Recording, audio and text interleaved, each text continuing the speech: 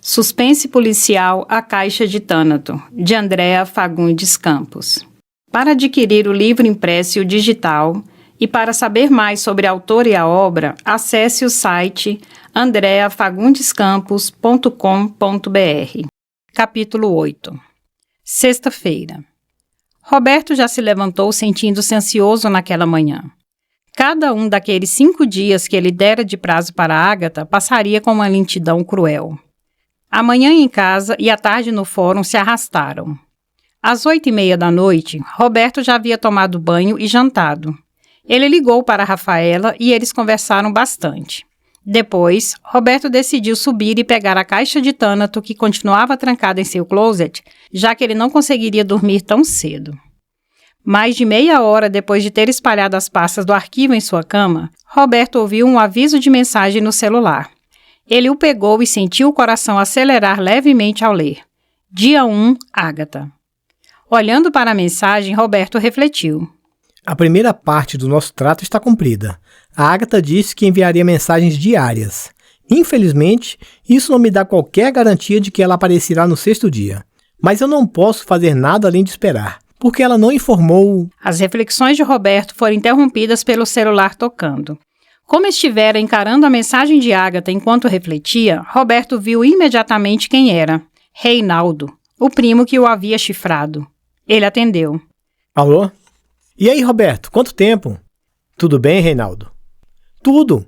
Eu estou precisando de um favor, Roberto. A Luísa terá uma audiência lá no seu fórum na terça-feira. Eu não poderei acompanhá-la porque viajarei na segunda de manhã.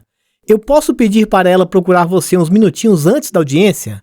Ela vai se sentir mais tranquila estando com você. Você também estará tranquilo por ela estar comigo, Reinaldo? É claro que sim. Eu também não me preocupava quando sabia que você estava com a minha esposa. Reinaldo demorou apenas 1 segundo antes de dizer. Eu e a Sueli somos amigos, Roberto. Hoje, vocês são amigos. Antes, eram amantes. A conclusão disso é que você é um tremendo filho da puta. Reinaldo não esperava conversar com Roberto sobre aquilo. Jamais. Nitidamente nervoso, ele disse. Foi mal, cara. Você estava muito envolvido com a Alice e a Sueli estava sofrendo. Eu me aproximei apenas para ampará-la e acabei... Denise, Reinaldo, e não Alice. E você não se aproximou para amparar a Sueli.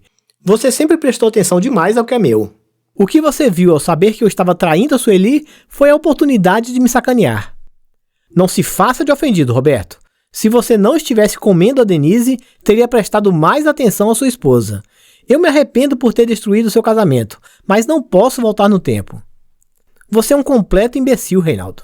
O meu casamento nunca foi ameaçado por você. Eu mesmo o destruí. E se a Sueli se rendeu a um completo idiota, foi por você estar sempre por perto, louco para ter o que era meu. Da próxima vez que precisar de um favor, tente ligar para alguém que você não tenha chifrado. Espere, Roberto, não desligue. O que você quer? Reinaldo quase desistiu de falar, mas não podia ficar com aquela desconfiança. Ele disse. Agora que você sabe que eu dormi com a Sueli e sabe também que a Luísa estará no seu fórum, você irá atrás dela? Roberto mal podia acreditar no que acabara de ouvir. Você não é apenas idiota e mau caráter, Reinaldo. É maluco também. Responda, Roberto. Você irá atrás da minha esposa na terça-feira, quando ela estiver no seu fórum? Antes, eu preciso dizer que o fórum não é meu, ou você tentará adquiri-lo de qualquer maneira. Quanto ao seu medo de eu devolver o chifre, Reinaldo, eu teria de estar muito desesperado para me igualar a você. Você sempre se achou superior. Agora é que vai me olhar de cima para baixo mesmo. Saiba, Roberto, que eu não agi sozinho. A Sueli não é nenhuma santa. E, na verdade, naquele tempo ela estava bem... Termine essa frase, Reinaldo. E eu vou olhar você muito de cima, porque você estará no chão depois de eu acertar a sua cara. Experimente falar assim da Sueli e... Está bem. Vamos deixar esse assunto de lado. Talvez nada tenha realmente mudado entre nós dois. O que realmente não mudou foi você ser covarde. Esqueça o meu número e o meu nome, Reinaldo. E o da Sueli também.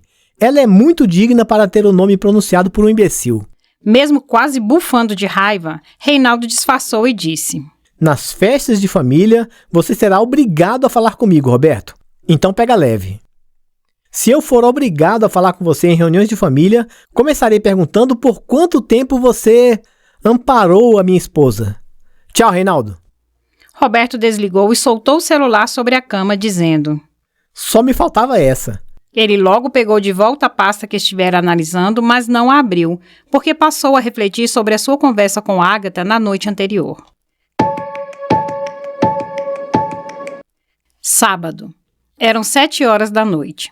A chuva forte fez Roberto aumentar o volume da música que ele havia selecionado no computador enquanto fazia algumas pesquisas para tentar localizar Rubens, o viúvo de Diadora, que parecia ter desaparecido sem deixar rastro.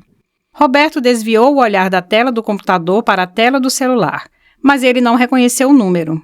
Alô? Ana Carolina tentou manter a voz bem calma a perguntar: Dr. Roberto? Quem está falando? É a Carol do Gabriel. Oi, Carol, como você está? Mais ou menos. Eu estou preocupada com o Gabriel e eu já estava saindo de casa para procurá-lo, mas a chuva está muito forte e eu lembrei que o senhor disse que eu poderia ligar se precisasse. Roberto levantou-se. Você fez muito bem em ligar, Carol. O que está acontecendo? Por que você está preocupada com o Gabriel? Ela sentou por não estar se sentindo muito bem e disse: O Gabriel saiu para comprar umas coisinhas que eu pedi no mercado aqui da quadra mesmo, mas ele me ligou pouco tempo depois, dizendo que se cortou e que estava indo a um hospital por precisar de pontos. O Gabriel disse que já estava em um táxi e que eu deveria esperar aqui, no apartamento dele. Mas eu estou preocupada, porque não sei o quanto ele se machucou.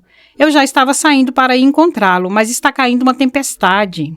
Enquanto escutava aquele relato, Roberto já estava subindo as escadas. Não se preocupe, Carol. Eu irei encontrar o Gabriel. Dr. Roberto, talvez eu esteja exagerando e o senhor pode acabar encontrando-o com apenas 1 ou 2 pontos. Mas eu estou com um pressentimento estranho, sabe? Não se brinca com pressentimento de mulher, Carol. Principalmente de mulher grávida. Eu levarei o Gabriel de volta para você, está bem? E não ficará chateado se eu estiver apenas fazendo drama e tirando o senhor de casa nessa tempestade à toa? Eu espero que seja mesmo à toa, porque quero encontrar o Gabriel bem. Se for esse o caso, farei com que ele trabalhe dobrado para me compensar. Carol riu. Obrigada, Dr. Roberto. Eu vou perguntar agora para qual hospital o Gabriel foi e já envio mensagem para o senhor. Tchau. Tchau, Carol. Gabriel estava sentado, esperando. Ele já sabia que o Dr. Roberto estava indo encontrá-lo no hospital e até havia insistido para Carol ligar novamente e dizer que ele não precisava ir. Mas quando Carol disse que se o Dr. Roberto não fosse, ela iria, mesmo debaixo daquele temporal, Gabriel acabara cedendo. E o rapaz não sabia o que pensar ao ver o Dr. Roberto aproximando-se todo molhado. Ele coçou a cabeça em um gesto de nervosismo e disse: Desculpe, Dr. Roberto. Eu ia me virar sozinho, mas a Carol ficou achando que eu estava mentindo ao dizer que foi apenas um corte bobo. Eu não sei por que ela foi teimosa e ligou para o senhor. Roberto passou a mão pelos cabelos, colocando-os para trás para que não caísse outro pingo d'água em seu rosto e disse: A Carol ligou, Gabriel, porque eu disse que ela deveria ligar se precisasse.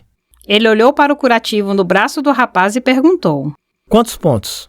Gabriel levantou o braço e disse: Apenas 3. Então terei de cumprir a ameaça que fiz. Juntando as sobrancelhas, Gabriel perguntou: Que ameaça? Eu disse para sua noiva que faria você trabalhar dobrado se depois de pegar toda essa chuva eu encontrasse você bem. Que bom que o recesso está próximo, então. Roberto riu e olhou em volta. Esse atendimento foi muito rápido, Gabriel. Eu imaginei que você ainda estivesse passando pelas fases de pegar senha, assinar papéis, esperar a autorização do plano de saúde, esperar algum médico chamar. Gabriel riu. Plano de saúde? Quem me dera. Somente em um futuro distante. Foi tudo particular mesmo. Roberto cruzou os braços. Você não tem um plano de saúde, Gabriel? E se você tivesse se machucado de verdade? Você sabe quanto custa uma diária de UTI? Credo, Dr. Roberto. Resistindo à vontade de dar um sermão a respeito de prioridades, Roberto deixou o assunto de lado e chamou: Vamos. Eu prometi para a Carol que levaria você de volta. Gabriel levantou-se ainda sem jeito. Ele estava acostumado a ver o promotor de terno e gravata e bem seco, e não de jeans, camiseta e pingando água. Para piorar a situação, era tudo por causa dele. Que cara é essa, Gabriel? Eu estou morrendo de vergonha por fazer isso com o senhor. Isso o quê? Ficar aí enrolando enquanto eu estou todo molhado? Vendo a expressão de Roberto, Gabriel relaxou e riu. Vamos. Durante o percurso, Gabriel falava sem parar a respeito dos planos para o seu futuro com Carol e com o bebê. Quando estavam perto de chegar, Roberto disse: Gabriel, acho melhor não contarmos para a Rafaela. Não devemos contar que eu e a Carol financiaremos um imóvel? Você bateu o braço ou a cabeça? Não devemos contar que você se machucou, Gabriel. A Rafaela está passando por momentos muito difíceis lá em Florianópolis e não precisa de mais uma preocupação, entende? Afinal, você já está bem. Eu estou ótimo. Foi um cortezinho de nada e a doutora Rafaela... Gabriel balançou a cabeça de um lado para o outro e disse: Eu ainda estou me acostumando a chamá-la apenas de Rafaela. Roberto sinalizou para entrar na quadra onde Gabriel morava, dizendo: Eu já dei uma solução. Chame-a de tia Rafa como a Carol chama. Que tal você aproveitar e me chamar de Roberto? Nem pensar. Roberto riu. Por que não? Eu não me acostumaria nunca, doutor Roberto. A não ser que... Diante daquele silêncio e daquela expressão, Roberto perguntou: A não ser que o quê? Que o senhor se case com a doutora Rafaela e passe a ser meu tio, porque será tio da Carol. Roberto ia responder quando ouviu seu celular tocar. Ele verificou quem era para retornar mais tarde e disse: É a Rafaela. O senhor quer que eu atenda? É melhor não. Eu teria de explicar por que estamos juntos em pleno sábado. Depois eu retornarei. O telefone parou de tocar e Gabriel disse: É melhor mesmo não contarmos nada para ela. Na verdade, nem há o que contar. Isso aqui foi pouco mais que um arranhão. Por falar nisso, como foi que você se cortou, Gabriel? Eu escorreguei e caí com o braço no chão. Acho que havia algum pedaço de vidro ou de metal, sei lá. Nem doeu, mas eu logo vi que precisaria de pontos. Roberto parou o carro em frente ao prédio. Gabriel perguntou: O senhor não quer descer? Eu posso pedir para a Carol preparar uma bebida quente. Não se preocupe, eu prefiro me livrar logo dessa roupa molhada. Desculpe, Dr. Roberto. Você está desculpado, Gabriel. E eu disse isso para que você não continue se desculpando, certo? Gabriel sorriu. Certo. Tchau, Dr. Roberto. Obrigado e até segunda. Até. Roberto estava usando a toalha para secar o celular. O aparelho estava úmido depois de ficar muito tempo sobre a bancada do banheiro, já que Roberto não se distanciava mais de seu telefone, nem mesmo quando tomava banho. E nesse momento soou um aviso de mensagem. Dia 2, Ágata. Roberto conferiu as horas, 9h20 da noite, e ele disse: Continue levando a sério o nosso acordo, Ágata, ou todo o sigilo que você tanto preza deixará de existir. Roberto saiu do banheiro e ligou para Rafaela, porque ainda não havia retornado a ligação dela. Domingo. Restaurante. Esta foi a decisão de Roberto ao pensar em suas opções para o almoço. Depois de vestir calça de brim preta, gola polo verde musgo e calçar sapatos Dockside pretos, ele saiu de casa. Mas não antes de conferir a bateria do celular. E enquanto dirigia a caminho do restaurante, Roberto observou quanto o céu estava completamente diferente do que estivera na véspera. Em vez de nuvens carregadas seguidas de chuva muito forte, o céu estava azul, por haver pouquíssimas nuvens. Roberto sinalizou a encontrar uma vaga ao mesmo tempo em que seu celular tocou. Ele estacionou e atendeu sem verificar o visor. Dr. Roberto? Ele estranhou aquela voz abafada, como se alguém estivesse falando ao telefone sem querer ser ouvido por mais ninguém. Quem é? O Carlinhos. É o senhor, Dr. Roberto? Com o coração acelerando, ele respondeu: Sou eu. O que aconteceu, Carlinhos? O senhor disse para eu ligar se achasse que estava em perigo. Roberto engatou a ré e perguntou: Onde você está, Carlinhos? Eu não tenho a menor ideia. Na verdade, estou na parte traseira de um caminhão fechado, mas não sei onde ele está estacionado. Depois de cheirar aquele pano, eu acordei aqui e não sei o que está havendo. Sabendo de que produto se tratava, Roberto perguntou: Quem fez você cheirar um pano, Carlinhos? Eu não vi. Só sei que alguém se aproximou por trás, colocou um pano no meu rosto e eu acordei nesse lugar. Isso aqui não está cheirando bem, Dr. Roberto. E eu não estou falando daquele pano. Tudo está muito silencioso e a porta do caminhão está trancada por fora. Por que você está falando baixo, Carlinhos? Você acha que tem alguém do lado de fora? Eu não sei. Roberto sentiu medo na voz do rapaz. Com o coração ainda mais acelerado, ele tentou pensar com clareza. Carlinhos era um participante da rede NCS. Ao que parecia, estava prestes a se tornar mais uma vítima na caixa de Thanato, a não ser que Roberto agisse. Ele perguntou: Você não tem ideia de onde está? Eu ligarei para a polícia e irei eu mesmo até você, mas preciso saber onde você está, Carlinhos.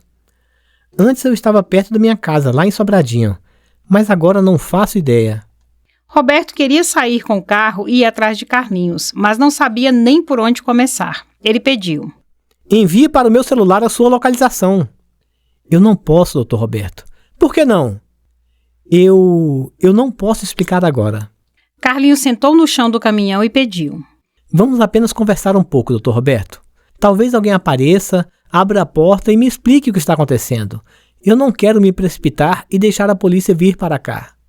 Se você está em perigo, precisa de ajuda. Não se arrisque sem necessidade, Carlinhos. Envie a sua localização. Eu acionarei a polícia e se você não estiver correndo qualquer risco, eu mesmo explicarei tudo. Carlinhos ficou em silêncio refletindo. Roberto perguntou: Do que você tem medo? Da polícia.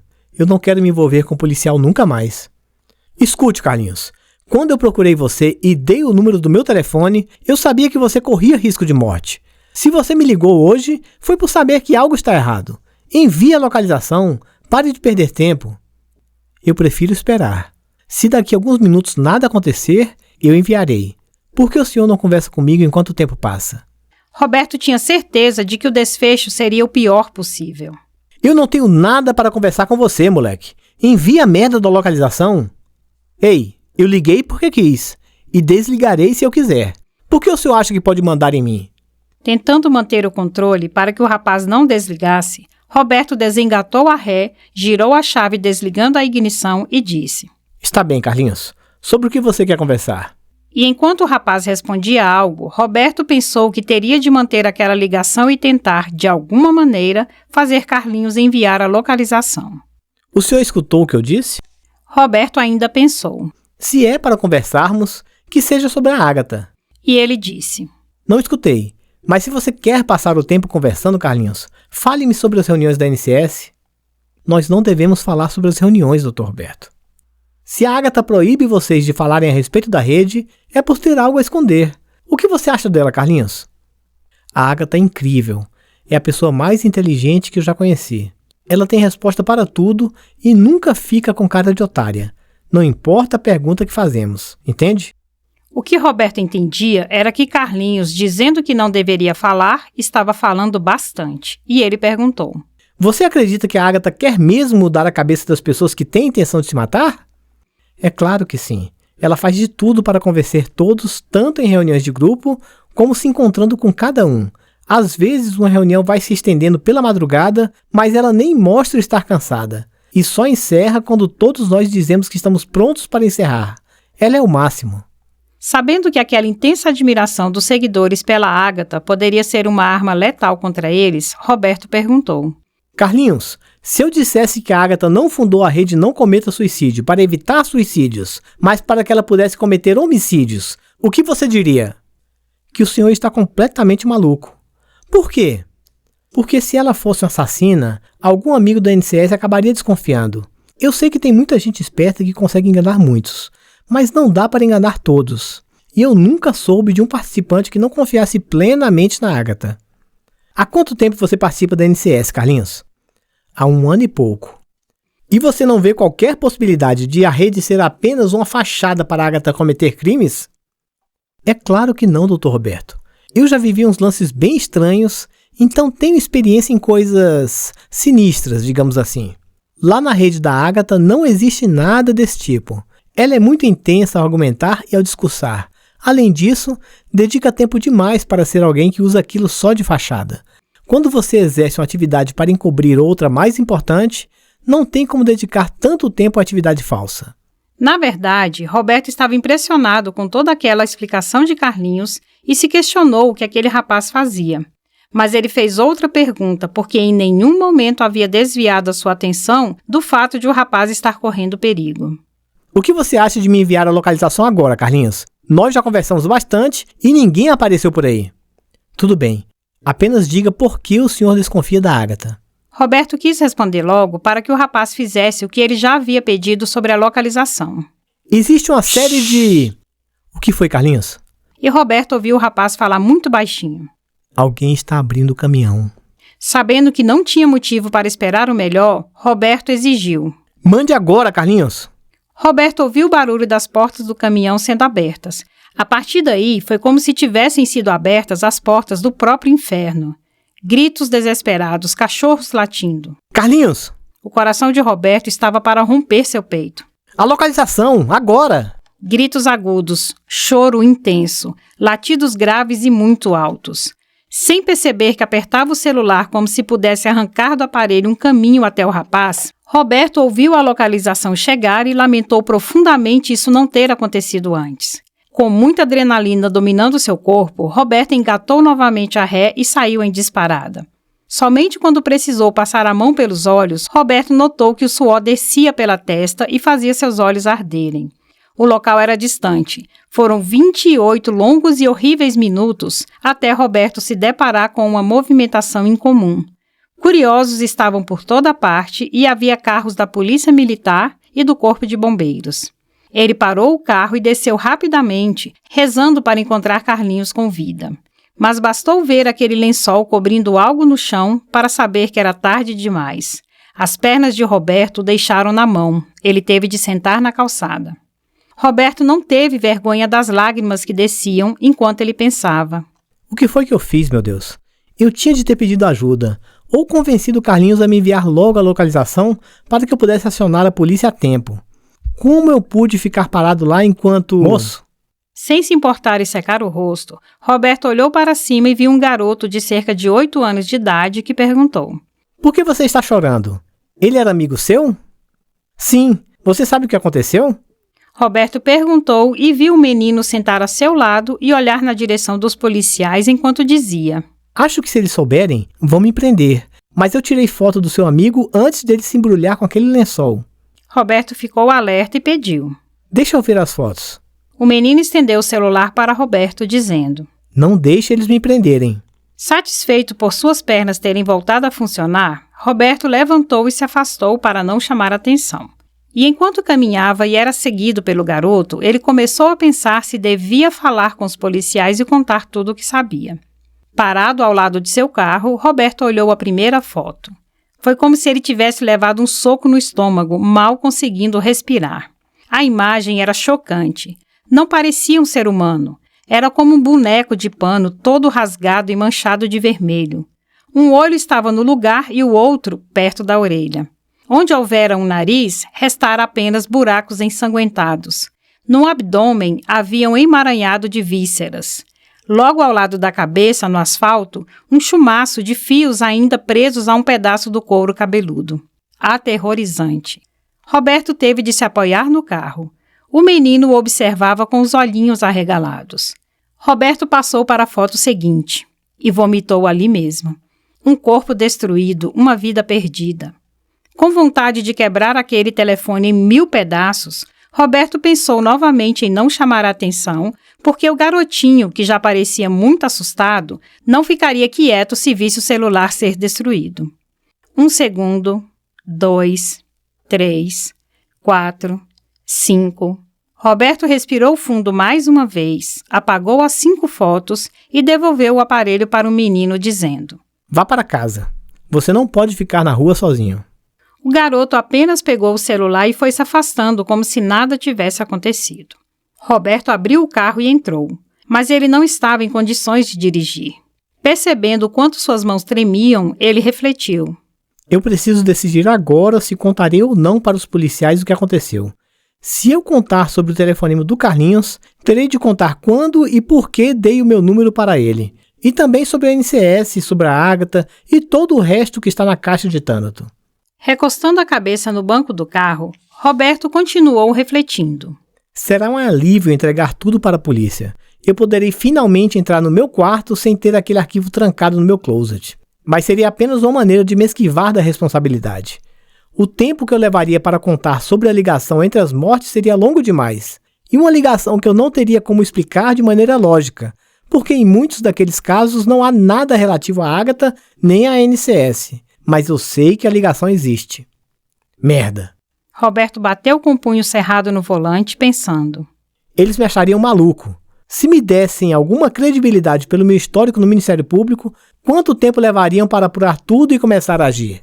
Roberto sentia-se claustrofóbico dentro de seu carro. Ele saiu novamente.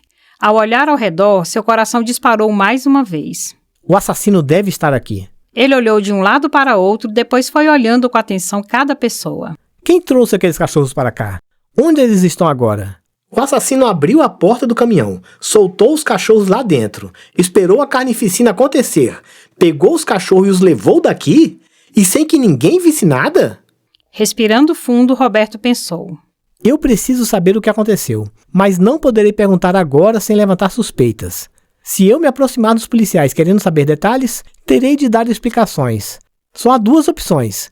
Eu conto tudo o que sei, ou vou embora e continuo a esperar pela aproximação da Agatha. Se eu entregar tudo para a polícia, poderei estar perdendo acesso à Agatha e à NCS. As imagens de Carlinhos, completamente destruído, chegaram à mente de Roberto. Ele balançou a cabeça de um lado para o outro, tentando se livrar daquela lembrança horrível. Pense, Roberto. Muitas vidas dependem de você tomar uma decisão racional. Ele encostou no carro, cruzou os braços e ponderou. Definitivamente, há um assassino em série em Brasília. Definitivamente, trata-se de alguém muito inteligente, que se mantém bem informado em tempo integral e que é frio e cruel. Definitivamente, esse monstro ainda está por aqui, porque ele não deixaria de observar tudo o que está acontecendo. Colocando as mãos nos bolsos da calça, ele continuou a refletir. Se esse psicopata estiver mesmo observando tudo, viu que a única pessoa que segue o seu rastro é um idiota que estava chorando sentado ali na calçada e que depois vomitou ao ver fotos do que ele fez. Roberto olhou em volta mais uma vez. Se o assassino me vir aproximando-me e falando com os policiais agora, desaparecerá do Distrito Federal. Se eu for embora sem contar nada, há uma chance de ele continuar na cidade. Mas se eu não contar nada, terei de agir para impedir que mais mortes aconteçam. Uma viatura da Polícia Militar estava deixando o local. Roberto ficou observando o carro afastar-se enquanto concluía. Eu irei embora. O assassino continuará atento a tudo. Se for a Agatha, o fato de eu não contar nada à polícia manterá o nosso acordo.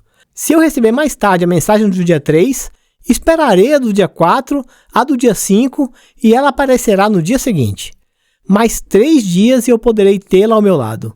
Será impossível a Agatha continuar matando sem que eu perceba, porque eu ficarei na cola dela. Se nenhuma morte acontecer durante o tempo em que trabalharmos juntos, a Agatha é a assassina. Se mais alguma morte acontecer nesse período, ela é inocente e estará ao meu lado dando-me acesso a tudo e a todos ligados à NCS. De uma forma ou de outra, eu chegarei a esse desgraçado. Roberto entrou novamente no carro, decidido a não contar nada enquanto não expirasse o prazo que ele dera para a Agatha. Eu darei um jeito de ter acesso ao inquérito da morte do Carlinhos para saber os detalhes que não posso descobrir aqui. Roberto deu partida e sentiu um aperto no peito, lamentando afastar-se de Carlinhos, o rapaz que ligara para ele pedindo ajuda e que agora jazia morto na rua, estraçalhado por cachorros ferozes. Sentindo-se observado, Roberto saiu com o carro. Durante todo o percurso, ele se sentiu assombrado pela culpa, pelas imagens de Carlinhos, pelo peso da responsabilidade de parar um maldito psicopata. Roberto havia chegado à sua casa há 2 horas. Apesar de não ter almoçado e ainda ter colocado para fora o café da manhã, ele não sentia vontade de comer nada. Roberto sentia-se doente. A voz de Carlinhos soava em seus ouvidos como um fantasma a espreitá-lo. O senhor disse para eu ligar se achasse que estava em perigo. Andando de um lado para o outro da sala, Roberto passou a refletir sobre o que Carlinhos havia dito a respeito da Agatha. O rapaz parecia completamente convencido quanto a ser impossível a fundadora da rede NCS ser uma assassina. E os argumentos do rapaz haviam sido bastante convincentes. Eu sei que tem muita gente esperta que consegue enganar muitos, mas não dá para enganar todos. E eu nunca soube de um participante que não confiasse plenamente na Agatha. Quando você exerce uma atividade para encobrir outra mais importante, não tem como dedicar tanto tempo à atividade falsa. Se ela fosse uma assassina, algum amigo da NCS acabaria desconfiando. Roberto sentira a total confiança de Carlinhos em Ágata. O rapaz, mesmo ao se encontrar em perigo, não aceitava a possibilidade de Ágata estar por trás daquilo, e ele a conhecia há mais de um ano. Por outro lado, Roberto não tinha dúvida de que se tratava de um assassino esperto demais para deixar rastros de desconfiança. E havia Rafaela. Roberto sabia que ela era extremamente perspicaz. De início, ao investigar Ágata, ela não tivera qualquer motivo para desconfiar da fundadora da rede NCS. Mas depois de saber que havia mortes envolvendo a rede fundada por ela, mesmo sem conhecer ainda nenhum detalhe, Rafaela refletira sobre tudo o que conversara com Ágata e sobre tudo o que descobrira a respeito do passado dela. E a conclusão de Rafaela havia sido que Ágata não era uma assassina. Roberto esforçou-se para se lembrar da conversa deles. Roberto, eu fiquei frente a frente com a Ágata durante muito tempo. Eu disse para você que a achei um pouco estranha no que diz respeito a demonstrar emoções, mas daí a se tratar de uma psicopata, uma assassina em série? Roberto lembrou-se de perguntar para Rafaela se ela classificaria a Ágata como uma assassina escondida atrás de uma organização de ajuda ao próximo, e Rafaela havia respondido apenas, não. Passando a mão pelos cabelos e voltando a andar de um lado para o outro, Roberto continuou a repassar todos os acontecimentos daquela tarde, desde o momento em que Carlinhos ligara para ele. E assim, a tarde foi embora e a noite chegou e avançou, sem que aqueles pensamentos se afastassem de Roberto. Ele passou e repassou tudo o que vinha acontecendo, começando por sua primeira suspeita, ao se deparar com o inquérito arquivado da morte de Denise Monteiro, a primeira vítima a se tornar apta a ser uma pasta na caixa de Tânato. E às 9h23 daquela noite, o celular de Roberto soou aviso de mensagem. Dia 3, Ágata. Ele nem sabia que estava tão ansioso para receber a terceira mensagem até que ela chegou. Depois da morte de Carlinhos, Roberto precisava de uma confirmação de que havia tomado a melhor decisão quanto a não conversar com os policiais para não arriscar o acordo feito com Ágata. O prazo que ele havia dado era curto e ela continuava a cumpri-lo. A mensagem renovou em Roberto a esperança de, em pouco tempo, ter acesso à fundadora e a todos os participantes da rede Não Cometa Suicídio. Ele jamais havia chegado tão perto de obter respostas. E Roberto não desviaria mais a sua atenção da caixa de Tânato, até colocar as mãos naquele monstro que destruíra a vida de um jovem rapaz e de outras 27 pessoas. Talvez mais que isso, porque Roberto não sabia se existia alguma vítima daquele mesmo assassino sem pasta correspondente em seu arquivo. Mais de 1 hora depois de receber a mensagem de Ágata, Roberto ouviu o celular tocar. Ao ver que era Rafaela, ele não hesitou em atender, já que havia refletido sobre aquilo também, decidindo continuar a não contar nada para ela. Roberto queria muito que tudo fosse resolvido antes de Rafaela voltar para Brasília, mas se isso não acontecesse, ele conversaria com ela dali a poucos dias, logo depois de Ágata aparecer para trabalhar com ele. E para desvendar aquele assassino em série, Rafaela se juntaria ao time, o promotor, a delegada e a fundadora da rede Não Cometa Suicídio. Ele atendeu. Oi, Rafaela. Roberto, eu tenho uma notícia sobre o Beto. Ele não conseguia definir se ela estava animada ou assustada. Notícia boa? Eu não sei. Os médicos estão diminuindo os sedativos que o mantêm em coma induzido. A qualquer momento, ele deverá acordar e uma avaliação melhor poderá ser feita para sabermos sobre possíveis sequelas. Você está agitada, Rafa. Eu não vou pedir para você ficar calma, porque não dá para se livrar da tensão em uma situação como essa. Obrigada por não pedir, meu amor. Eu estou tentando me preparar para enfrentar seja lá o que vier, entende? Será maravilhoso ter boas notícias para dar ao Beto se o prognóstico for bom. Mas se não for esse o caso, eu terei de apoiá-lo, consolá-lo, confortá-lo. E isso não é algo fácil de se fazer. O Beto é do tipo esportista, sabe, Roberto? Ele malha quase todos os dias e pratica esportes convencionais e esportes radicais. Se ele não puder mais andar, eu não sei como ele vai lidar com isso. Mas eu tenho de estar preparada. Na verdade, Roberto, de uma forma ou de outra, eu terei más notícias para dar ao meu irmão. Afinal, terei de contar que a mamãe morreu. E ainda terei de convencer o Beto de que ele não teve culpa nisso. Eu vou dizer para o Beto... Diante daquele silêncio repentino, Roberto chamou. Rafa? Minha nossa, Roberto, eu comecei a falar e não parei mais. Por que você não me interrompeu?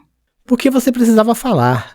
Não apenas ficar matutando na sua linda cabecinha, mas fazer alguém ouvir. E Roberto pensou. Eu adoraria poder fazer o mesmo e conversar com você sobre o que está acontecendo aqui em Brasília.